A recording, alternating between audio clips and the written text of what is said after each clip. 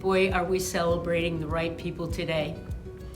I came to know Terrie and Richard when we were all together at the Beth Israel Hospital in Boston and also at the Harvard Division on Aging. And they were a force of good and a force of nature to me. They were inspiring, they were generous, and I could not be more honored and pleased to be with you today to share the love.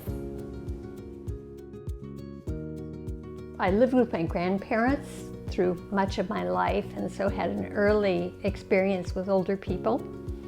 And when I was in graduate school, I worked at a VA or had an internship and with older veterans who were at the end of their lives, and they very generously spent time with me talking about their life experiences, and I just became so interested in what I could learn from those people.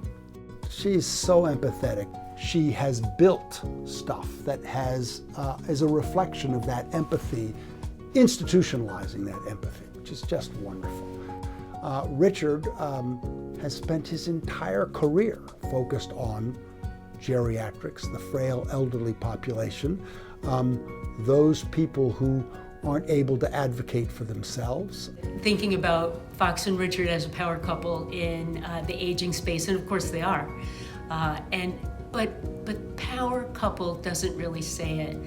Loving mentors says it. Scholars with great generosity who have brought into the field so many new people, younger people, older people who would also cherish this work that we do. Richard and I have worked together both at Harvard and since to help teach young physicians how to talk about difficult issues.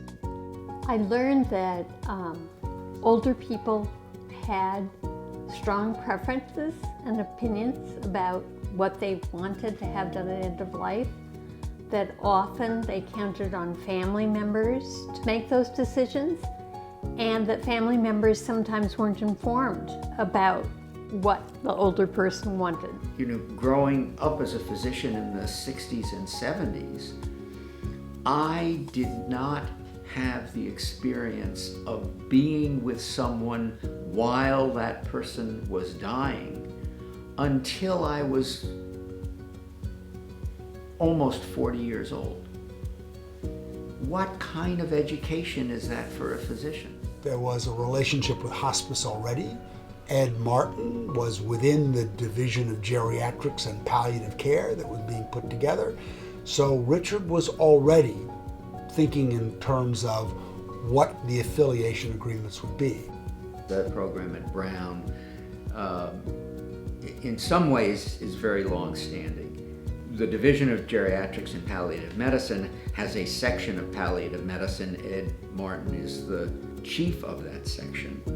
And all of the physicians and nurse practitioners in that division hold faculty appointments in the medical school. I advocated that there be a formal affiliation agreement between the medical school and what was then Home and Hospice Care of Rhode Island, the antecedent of Hope Hospice and HopeHealth. What that means is that we have a fellowship program which is competed for by the best and the brightest young people who want to have a fellowship in geriatrics and or palliative care, who are selected to care for this kind of population.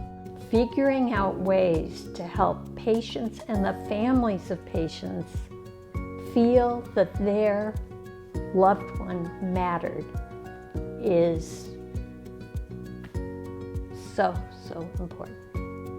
You help a person to have dignity, to have a dignified experience at the end of life, and how we communicate with the dying person and also about that person and allow their life to have